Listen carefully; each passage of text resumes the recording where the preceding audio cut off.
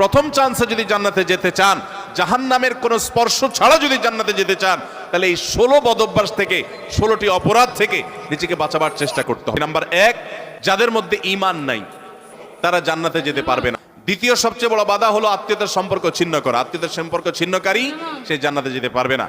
তৃতীয় বড় বাধা হলো যারা চগলখড়ি বদঅভ্যাস আছে, এই রোগটা। চতুর্থ, প্রতিবেশীকে কষ্ট দেওয়ার রোগ যাদের আছে।